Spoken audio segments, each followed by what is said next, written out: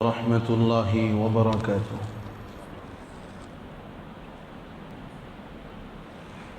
الحمد لله وكفى وسلام على عباده الذين اصطفى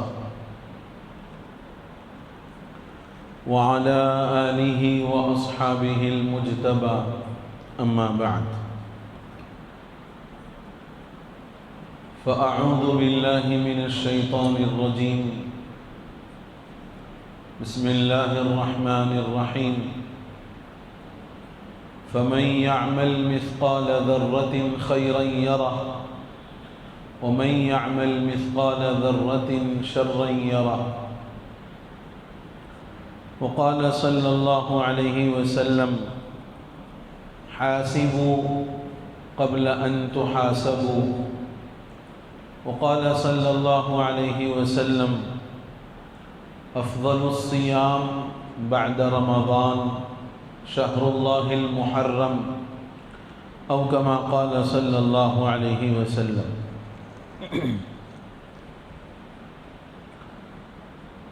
بزرگان محترم، قابل احترام عزیز بزرگوں، نوجوان بھائیوں،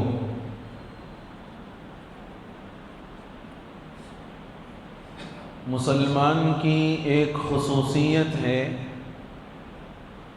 کہ وہ اپنے اعمال قمری حساب سے کرتا ہے، چاند کے حساب سے. چنانچہ آپ غور کریں، اسلامی عبادات جتنی ہیں ان ساروں کا تعلق قمری حساب سے ہے، اسلامی کیلنڈر سے ہے. رمضان اسلامی کیلنڈر کے حساب سے، زکوٰۃ آدمی نکالتا ہے تو اس میں بھی اسلامی کیلنڈر کا اعتبار ہے. حج اسلامی تاریخ کے اعتبار سے ادا ہوتا ہے. مقدس راتیں جس میں جاگنے اور عبادت کرنے کا ثواب بتلایا گیا ہے وہ اسلامی تاریخ کے اعتبار سے. گویا اسلامی عبادات جتنی ہیں ان ساروں کا تعلق اسلامی کیلنڈر سے ہے. اور اسلامی کیلنڈر کا یاد رکھنا، تاریخ کا محاسبہ کرنا، تاریخ کو ذہن میں رکھنا، علماء نے لکھا ہے کہ یہ فرض کفایہ کے درجے میں ہے کہ آج چاند کی کیا تاریخ ہے اور کون سا مہینہ چل رہا ہے. اس کو جاننا اور اس کو ذہن میں رکھنا مسلمان کے لیے فرض کفایہ کا درجہ ہے. بدقسمتی یہ ہے کہ اس وقت کوئی کام جو عموماً انجام دیا جاتا ہے، اسلامی تاریخ بعد میں لکھی جاتی ہے اور شمسی تاریخ پہلے لکھی جاتی ہے. اس کی سب سے بڑی دلیل ہے ہمارے پاس شادی کے موقع پر بٹنے والے رقعے. ان رقعوں میں آپ غور کر کے دیکھیے گا کہ پہلے سرکاری مہینے کی تاریخ لکھی جاتی ہے، اس کے بعد مطابق کہہ کر اسلامی تاریخ لکھی جاتی ہے. اس لیے کہ پورا نظام اور پورا ماحول اس وقت میں اسی انداز کا ہو گیا ہے. ہر کام کے کرنے میں شمسی تاریخ کو مقدم کیا جاتا ہے، اس کے بعد قمری تاریخ کو لکھا جاتا ہے.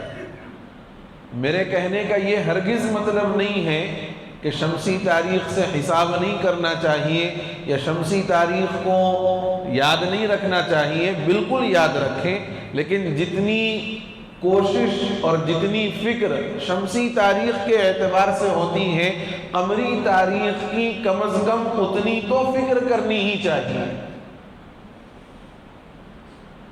اب اگر ہم یہ پوچھ لیں اس وقت میں کہ بھئی آج چاند کی کیا تاریخ ہے، بہت کم لوگ ہوں گے جو جواب دیں گے. لیکن اگر یہی پوچھا جائے کہ آج شمسی کیا تاریخ ہے، سرکاری کیا تاریخ ہے، سب لوگ بولیں گے صاحب آج 29 تاریخ. اور اتفاق یہ ہے کہ اس مہینے میں دونوں تاریخیں برابر چل رہی ہیں. اس کی بھی 29 ہے اور ذی الحج کی بھی 29 ہے.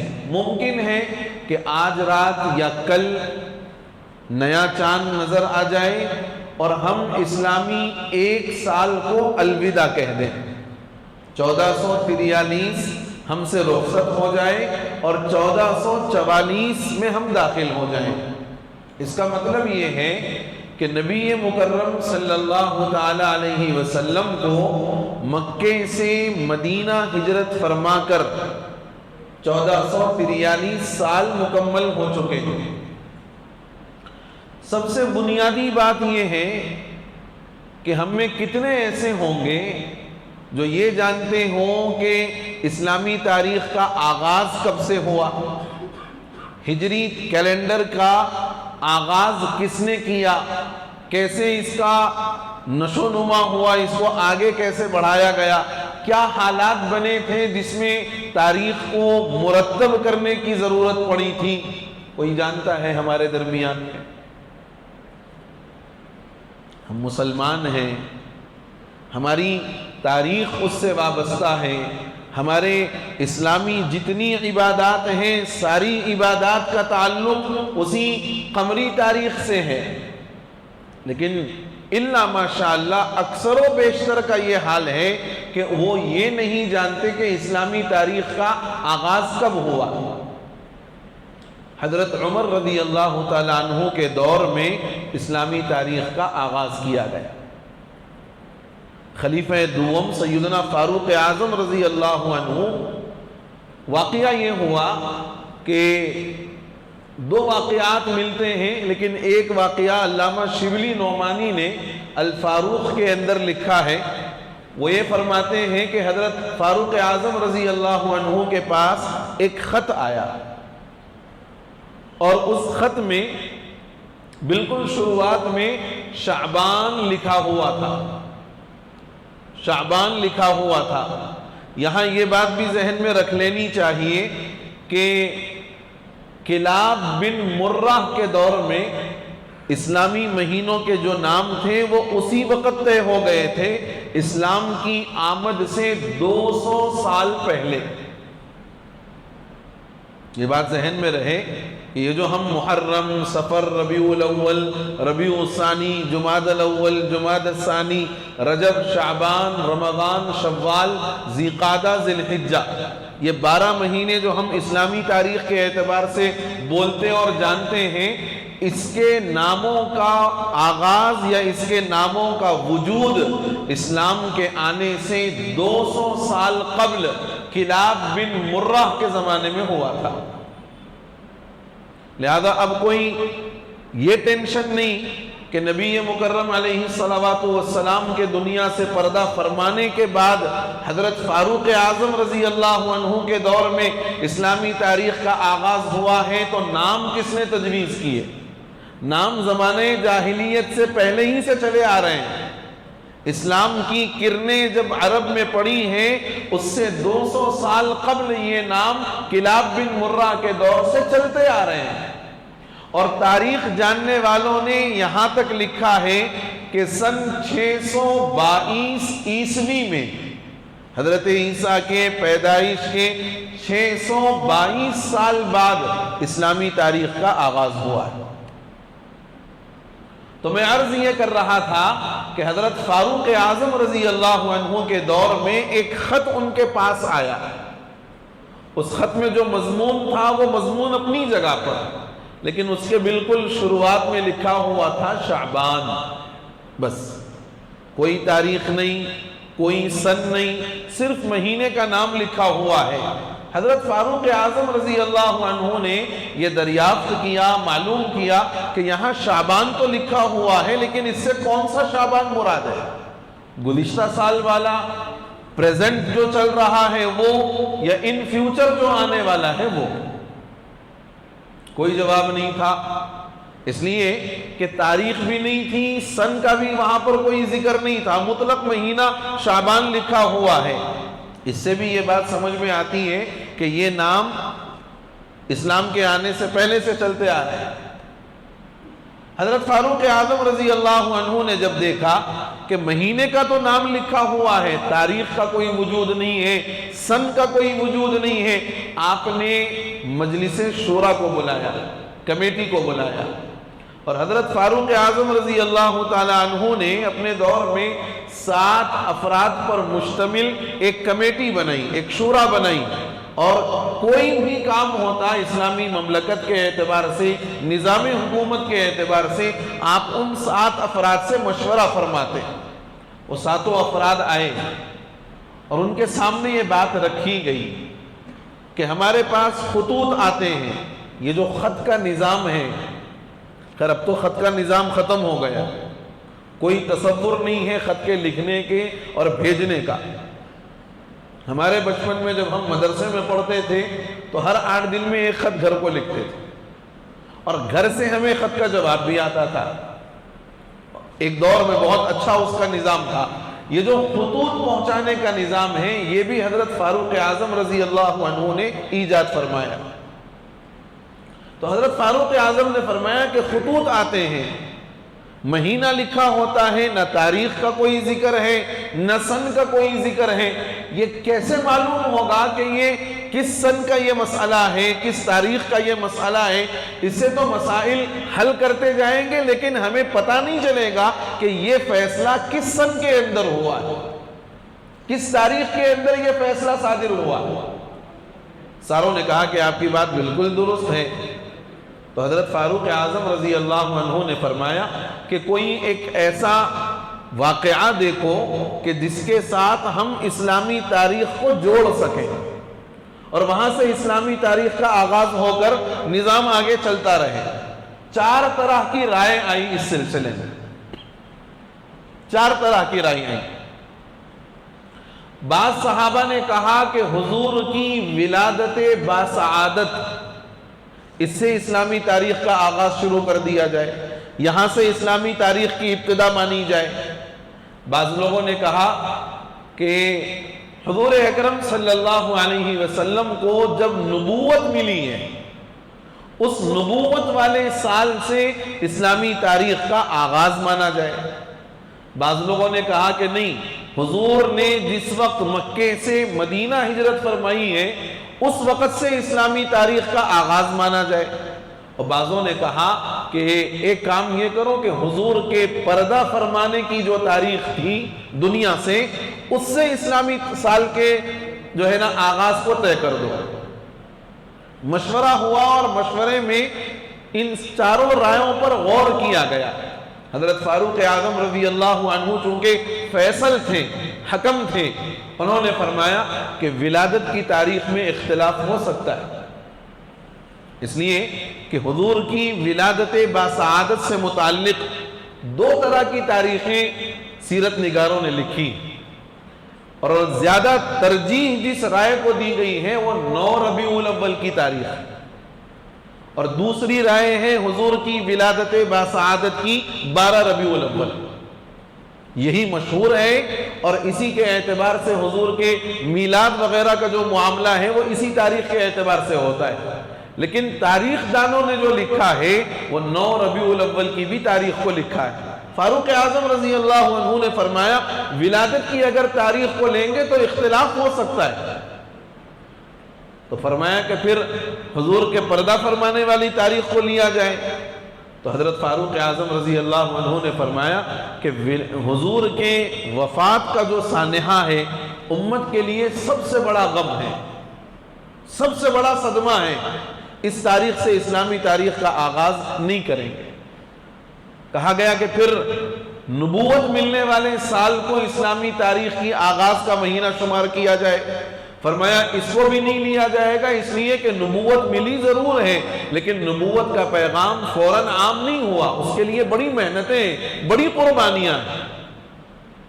تو اب لے دے کر کے جو تاریخ بچ گئی تھی وہ ہجرت کی تاریخ تھی۔ فاروق اعظم رضی اللہ عنہ نے فرمایا کہ ہجرت کی تاریخ یہ سب سے بہتر ہے، اس لیے کہ جہاں ایک طرف مسلمانوں اور اسلام کی فتح کا اس کے اندر اشارہ ہے، وہیں حق اور باطل کے درمیان میں امتیاز کرنے کا بھی یہ ہجرت ذریعہ بنی۔ اس لیے ہجرت کی تاریخ کو اسلامی تاریخ کا آغاز مان لیا جائے، یہ وجہ بنی اور یہ صورتحال پیش آئی اسلامی تاریخ کے آغاز کا۔ چنانچہ جب سے حضور اکرم صلی اللہ علیہ وسلم نے مکے سے مدینہ ہجرت فرمائی ہے، اس وقت سے اسلامی تاریخ کا آغاز کیا گیا، اور آج حضور کے مدینہ ہجرت فرما کر 1443 سال مکمل ہونے کو۔ اب گویا ہم نئے اسلامی سال کا استقبال کرنے والے ہیں، نیا اسلامی سال شروع ہونے والا ہے۔ کیا طریقہ ہے استقبال کا؟ واٹس ایپ پہ میسجاں کرنا، نیا اسلامی سال مبارک، 1444 مبارک، عالم اسلام کو نیا اسلامی سال مبارک۔ میرے بزرگوں، یہ استقبال کا کوئی طریقہ نہیں۔ عرب ممالک میں جو لوگ رہ کر آئے ہیں وہ شاید جانتے ہوں گے کہ محرم کی پہلی تاریخ کو وہاں پر چھٹی رہتی ہے، لیکن ان رہ کر آنے والوں سے یہ معلوم کرو کہ کیا وہاں یہ مبارکبادیوں کا سلسلہ چلتا ہے؟ کیا وہاں کوئی جشن منایا جاتا ہے؟ کوئی عید تیوہار کی شکل ہوتی ہے؟ نہیں۔ میرے بزرگوں، اسلامی نیا سال ہو یا شمسی نیا سال ہو، مجھے اور آپ کو بلکہ ساری امت مسلمہ کو جو پیغام دیتا ہے وہ یہ کہ ایک سال تم نے اپنی زندگی کا گزار دیا، گویا تم اپنی موت کے ایک سال قریب ہو گئے، تمہاری زندگی کا ایک سال تم سے رخصت ہو گیا، اور وقت، سال انسان کی زندگی کا وہ قیمتی اور بے مثال تحفہ ہے کہ اس کا کوئی بدل اس کے پاس موجود نہیں، کوئی بدل اس کا موجود نہیں ہے اس کے پاس۔ وقت، ٹائم جو ہوتا ہے، یہ انسان کی زندگی کا سب سے بڑا قیمتی سرمایہ ہے، ایسا سرمایہ کہ ساری دنیا دے کر اگر اس کو واپس لانا چاہے کوئی آدمی نہیں لا سکتا۔ یہ اسلامی سال جو اب شروع ہونے والا ہے، مجھے آپ کو اور ساروں کو دعوت احتساب دے رہا ہے، دعوت غور و فکر دے رہا ہے کہ غور کر کے دیکھو کہ تم نے ایک سال اپنی زندگی کا گزار دیا، یہ تو غور کرو کہ اس ایک سال میں تم نے اللہ کو راضی کرنے والے کتنے اعمال کیے، اللہ کے قریب ہونے والے کتنے اعمال تم نے ایک سال کے اندر انجام دیے۔ اپنی نمازوں پر غور کر کے دیکھو کہ ایک سال میں نے گزار دیا، موت کے ایک سال میں قریب ہو گیا، زندگی کا ایک سال میرا رخصت ہو گیا، یہ واپس لوٹ کر کے نہیں آئے گا، میں نے اس ایک سال میں نمازوں کا کتنا اہتمام کیا، میں نے اس ایک سال میں اللہ کے حقوق ادا کرنے کی کتنی فکریں کی، میں نے اس ایک سال کے اندر اپنی ذات سے اپنی قبر اور اپنی آخرت کی کیسی تیاری کی۔ یہ ہے دعوت احتساب۔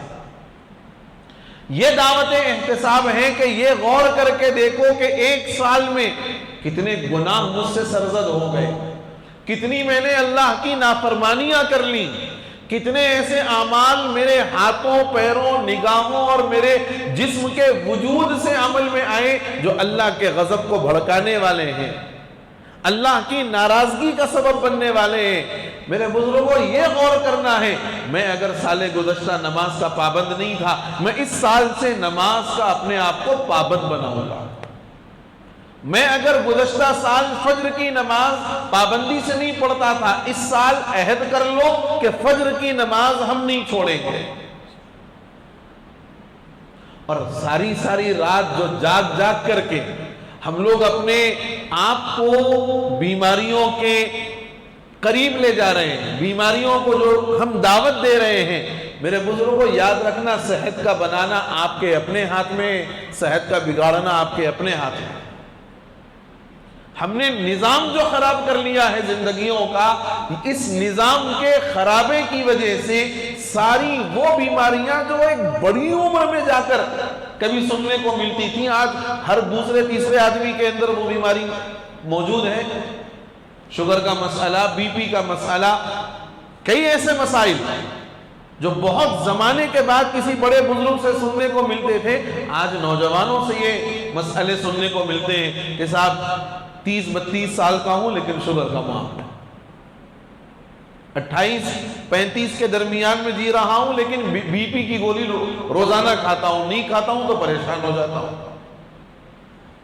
یہ دعوت فکر ہے کہ ایک سال جو ہماری زندگی کا گزر گیا، نظام ہم نے بگاڑ لیا، ماحول ہم نے خراب کر دیا، لیکن اب ہمیں اس بات کی فکر ہونی چاہیے کہ ہم نہ اللہ کو ناراض کریں گے، نہ اللہ کے رسول کو ناراض کریں گے، نہ شیطان کو خوش کریں گے، اور نہ اپنی زندگی کے ساتھ، اپنی صحت کے ساتھ کھلواڑ کریں گے۔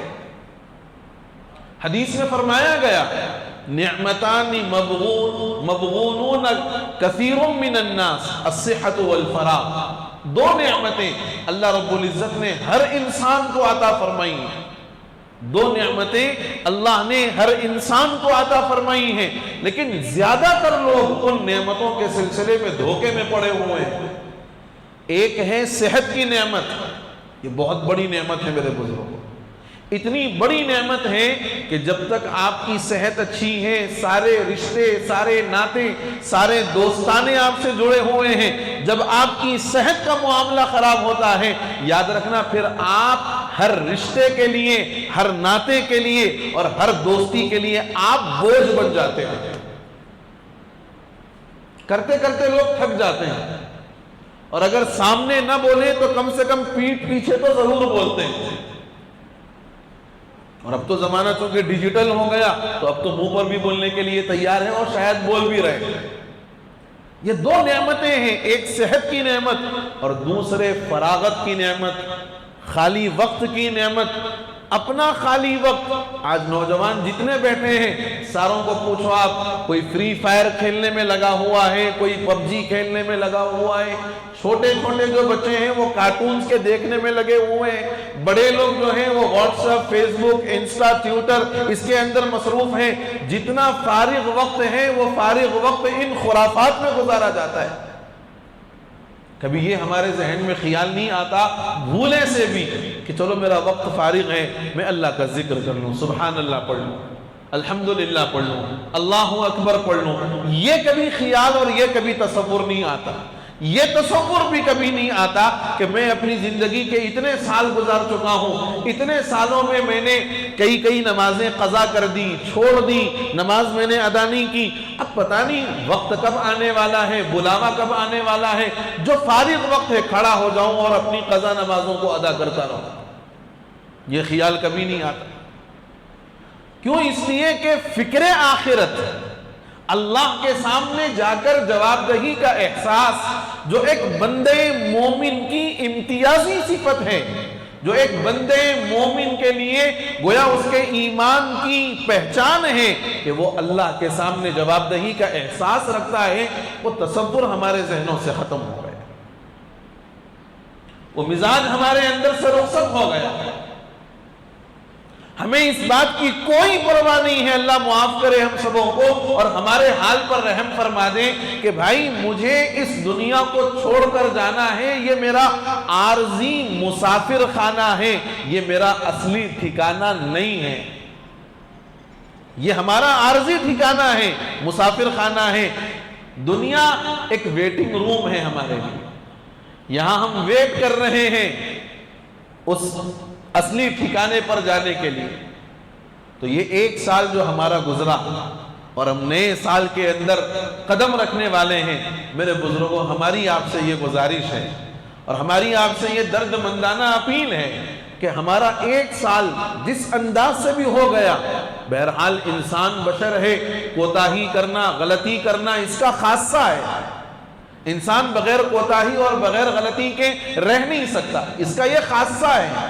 لیکن اللہ رب العزت چونکہ انسانوں کے نفس کو اور اس کے ذہن کو اور اس کے قلب کو جانتے ہیں، اس لیے اللہ نے یہ فرمایا، اللہ کے رسول علیہ السلام نے یہ فرمایا کہ کل بنی آدم خطاؤن، ہر آدم کی اولاد خطا کار ہے، گناہ کرنے والی ہے، کوئی آدم کی اولاد ایسی نہیں ہے۔ انبیاء معصوم ہیں، صحابہ محفوظ ہیں، انبیاء معصوم ہیں، صحابہ محفوظ ہیں، اور اس کے علاوہ جتنے لوگ دنیا کے اندر آئے ہیں، حضور یہ فرماتے ہیں کل بنی آدم خطاؤن، ہر آدم کی اولاد خطا کار ہے، گناہ اس سے ہو جاتا ہے، وخیر الخطائین التوابون، اور بہترین خطا کرنے والا اور بہترین گناہ جس سے سرزد ہوتا ہے وہ آدمی ہے جو توبہ کرنے والا، یعنی خطا ہونے کے بعد اگر توبہ ہو جائے، حضور فرماتے ہیں کہ یہ بہترین خطا کا،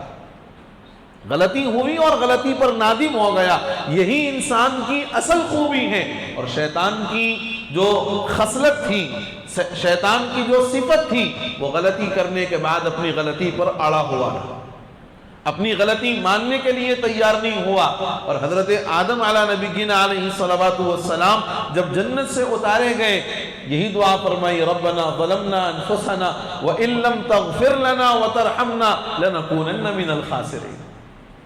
تو میرے بزرگوں، ایک سال ہمارا جو ہماری زندگیوں کا رخصت ہو گیا، ہم موت کے ایک سال قریب آ گئے، اور یہ پتہ کسی کو نہیں ہے کہ کس کی موت کب آنے والی ہے، کس کا بلاوا کب آنے والا ہے، اور یہ تو وہ دور ہے جس میں کوئی بیمار پڑ کر جائے یہ بھی کوئی ضروری نہیں ہے، بہت لمبے عرصے سے بیمار ہے اس کے بعد رخصت ہو گئے، نہیں، کسی کا بھی بلاوا کسی بھی وقت آ سکتا ہے، اس لیے اپنے آپ کو ہمیشہ تیار رکھنا چاہیے اپنے اعمال کی اصلاح کی فکر۔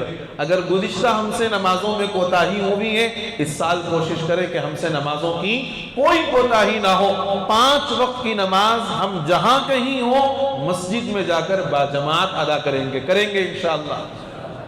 دوسری چیز جو ہمیں اس بات پر غور کرنے کی ضرورت ہے کہ غلطی اور کوتاہی انسان سے انجانے میں ہوتی، غلطی اور کوتاہی انسان سے انجانے میں ہوتی ہے، جان بوجھ کر اور قصدن کوئی کام کیا جائے تو پھر یہ غلطی نہیں ہے، یہ شرارت ہے، یہ شرارت ہے۔ اس لیے جتنے گناہ ہم کو معلوم ہیں اور جتنی چیزوں کے بارے میں ہم جانتے ہیں کہ اس سے اللہ ناراض ہوتا ہے، کبھی ان چیزوں کے قریب نہیں جائیں گے انشاءاللہ۔ تیسری اہم بات جو ہمیں اس موقع پر ذہن میں رکھنے کی ہے، اسلامی سال کے تئیں مسلمان کی 2 ذمہ داریاں ہیں، صرف 2 ذمہ داریاں، یعنی کرنے کے کام۔ ایک ہے 9 اور 10 محرم یا 10 اور 11 محرم کو روزہ رکھنا، نفلی روزہ ہے۔ حضور رمضان سے پہلے ان روزوں کا خوب اہتمام فرماتے تھے، اور رمضان کے روزے جب طے فرما دیے اللہ نے، اس کے بعد بھی ان روزوں کا اہتمام فرماتے تھے۔ ان 2 روزوں کا اہتمام، یا تو 9 اور 10 کا یا 10 اور 11 کا، ان 2 روزوں کا اہتمام۔ حضور نے فرمایا 1 سال گزشتہ اور 1 سال آئندہ کے گناہوں کے کفارے کا ذریعہ ہے یہ 2 روزوں کا رکھنا۔ دوسرا کام جو بالخصوص کرنا چاہیے اور صاحب حیثیت لوگوں کو اس سلسلے میں فکر کرنی چاہیے، ایک حدیث میں فرمایا گیا من وسع علی عیالہ فی یوم عاشورا وسع اللہ علیہ سائر سنتی، کہ جو بندہ 10 محرم الحرام کو اپنے گھر والوں کے واسطے کھانے پینے میں فراخی کر دے، عام دنوں کے مقابلے میں اچھا کھانا کھائے، عام دنوں کے مقابلے میں اچھا کھانا کھائے، فرمایا سال بھر کے لیے اللہ اس پر فراخی کا فیصلہ فرماتا ہے، سال بھر کے لیے اللہ فراخی کا فیصلہ فرماتا ہے۔ ہم نے دارالعلوم کے پڑھنے کے زمانے میں اپنے اکابر کو بھی دیکھا کہ بہت سارے دارالعلوم کے اساتذہ بچوں کی دعوت کرتے تھے 10 محرم الحرام کا۔ ان سے جب پوچھا گیا کہ آج کے دن دعوت کا اہتمام آپ کی طرف سے، تو یہ فرماتے کہ ہم نے حدیث پڑھی ہے، اور حدیث کے اندر حضور کا ارشاد ہے کہ جو عاشورے کے دن اہل و عیال پر وسعت کرتا ہے، سارا سال اللہ اس کے لیے رزق کے فراخی کے فیصلے فرماتا ہے۔ ایک چوتھا کام جن سے ہو سکے مفتی شفیع صاحب رحمت اللہ علیہ نے جواہر الفقہ، ان کی ایک کتاب ہے، اس کتاب کے اندر ایک عمل بتایا ہے، اور بسم اللہ الرحمن الرحیم کا عمل ہے 313 مرتبہ، کتنے؟ 313 مرتبہ۔ ایک محرم کی تاریخ کو اگر کوئی بندہ وہ بسم اللہ الرحمن الرحیم 313 مرتبہ ایک صفحے میں لکھ لے، اب اس کے بعد اپنے گھر میں کسی جگہ پر رکھ دے یا اپنے ساتھ رکھ لے یا اپنی دکان وغیرہ میں کسی ایسی جگہ پر رکھے کہ وہ بے ادبی اور اس کی بے حرمتی نہ ہوتی ہو، تو یہ برکت ہے بسم اللہ کی کہ سارا سال اس کے لیے رزق کی فراخی کے فیصلے ہوتے ہیں۔ میں نے 2 سال سے آزمایا ہے اور ابھی بھی میری پاکٹ کے اندر وہ موجود ہے۔ واقعتاً اس کا اثر میں نے اپنی آنکھوں سے دیکھا، مگر بیٹھ کے باوضو نماز کے بعد 2 رکعت صلاۃ الحاجات پڑھو اور اس کے بعد وہ لکھو۔ یہ کوئی لازم عمل نہیں ہے بھائی، یہ کوئی لازم یا فرض عمل نہیں ہے کہ نہیں اب خطیب صاحب بول دیے کرنا ہی کرنا ہے، نہیں، کوئی لازم فرض عمل نہیں ہے۔ جو کر سکتا ہو بشاشت کے ساتھ وہ کر لے، کیونکہ یہ بسم اللہ الرحمن الرحیم قرآن کی آیت ہے، اور بعض عادات کے اندر کچھ خصوصیات ہوتی ہیں، ان خصوصیات کا کوئی فائدہ ہوتا ہے، اس لیے علماء نے لکھا ہے، میں نے وہ بات آپ کے سامنے رکھ دی۔ 5ویں بات جو ہمیں بطور خاص اہتمام کرنے کی ضرورت ہے اور بہت زیادہ اہتمام کرنے کی ضرورت ہے کہ نئے اسلامی سال کی مبارکبادی دینے پر نہ جنت واجب ہوتی ہے نہ جہنم حرام ہوتی۔ اسلامی نئے سال کی مبارکبادی دینے پر آتے اب میسجاں آتے، 1-2 دن ٹھہرو آپ، اس کے بعد میں میسجاں شروع ہوتے ہیں، اب نیا اسلامی سال مبارک، جو محرم کی سب سے پہلے مبارکبادی دے گا اس کے لیے جنت واجب جہنم حرام، جو ربیع الاول کی پہلی مرتبہ مبارکبادی دے گا جنت واجب جہنم حرام۔ اتنی آسان ہے بھئی جنت حاصل کرنا۔ حضور نے فرمایا کہ اللہ رب العزت نے جنت کو مکارہ سے، طبیعت کے خلاف کاموں سے اس کو جو ہے بچھا دیا ہے، اس کے اوپر وہ پردہ ڈال دیا ہے، اور جہنم کو شہوات سے جو ہے ڈھانپ دیا ہے۔ جنت ڈھانپ دی گئی ہے طبیعت کے خلاف والے کاموں سے، اور جہنم ڈھانپ دی گئی ہے لذات والے کاموں سے۔ اس لیے مبارکبادی دینے کا کوئی تصور نہیں ہے، نہ کوئی یہ اسلامی عمل ہے۔ اور یاد رکھنا، بعض لوگ یہ بھی بولیں گے 8، 9 کو یا 10 اور 11 کو روزہ رکھنے کی جو سب سے پہلے خبر دے گا تو روزہ، اچھا اب آپ لاجک سنو، آپ یعنی خود تھوڑا اپنا بھی سینس لگاؤ۔ مبارکبادی دینے والے صاحب یہ بول رہے ہیں 8، 9، 10 یا 10، 11 اگر اس کا روزہ رکھ لیا جائے اور سب سے پہلے جو یہ خبر دیں تو روزہ رکھنے والے کو تو صحیح بول رہے ہیں، 1 سال اگلے 1 سال پچھلے کا گناہ معاف ہو جائیں گے صغیرہ، لیکن یہ میسج پہنچانے والے کو کتنا ثواب؟ 1000 حج کا ثواب، 1000 عمروں کا ثواب، 1000 شہیدوں کا ثواب۔ واہ رے واہ، رکھ کے انہوں روزہ رکھ رہے ہیں تو ان کے 1 سال اگلے اور پچھلے صغیرہ گناہوں کی معافی، اور انہوں خالی میسج فارورڈ کر رہے ہیں تو 1000 حج کا ثواب، 1000 عمروں کا ثواب، 1000 شہیدوں کا ثواب۔ خود غور کرنے کی ضرورت ہے کہ بھائی عمل کچھ نہیں کیا، عمل کرنے والے کو ثواب کم ہے، خالی پہنچانے والے کو ثواب زیادہ ہے۔ یہ سب بے وقوفی ہے، جہالت ہے، اس سے بچنے کی ضرورت ہے۔ یہ 5 باتیں بطور خاص ذہن میں رکھنا ہے۔ 9، 10 یا 10، 11 کا روزہ رکھنا، 10 محرم الحرام کو گھر والوں کے لیے عام دنوں کے کھانے کے مقابلے میں اچھے کھانے کا اہتمام کرنا، بہترین کھلانا، اور مبارکبادی دینے کا کوئی تصور نہیں، اور بسم اللہ الرحمن الرحیم کے لکھنے کا مسئلہ، اور کوئی عمل بتایا میں نے، 5 اعمال بتایا نا، ہاں مبارکبادی دینے کا کوئی تصور نہیں۔ ان 5 چیزوں کا خاص طور سے میں آپ کو جان بوجھ کے پوچھا، وہ یاد ہے نہیں ہے، میں تو باہر نکلے بعد میں نکل جاتا ذہن سے۔ تو یہ 5 کاموں کا خاص اہتمام کرنا، اللہ مجھے اور آپ کو اور ساروں کو توفیق عمل نصیب فرمائے۔ آنے والا اسلامی سال ہم سبوں کے لیے خیر کا، عافیت کا، بھلائی کا، برکت کا، خوشیوں کا ذریعہ بنائے۔ اللہ ہر قسم کے شرور و فتن سے ہماری آپ کی امت کے ایک ایک فرد کی حفاظت فرمائے، اور امت کے ہر آدمی کو بے شمار خوشیاں، بے شمار برکتیں اور بے شمار رحمتیں عنایت فرمائے۔ آنے والے سال تمام مسلمانوں کو، بلکہ آج سے، ابھی سے ہر نماز کا اہتمام کرنے والا بنائے، ہر گناہ سے بچنے والا بنا دے۔ آمین یا رب العالمین، وآخر دعوانا ان الحمد للہ رب العالمین۔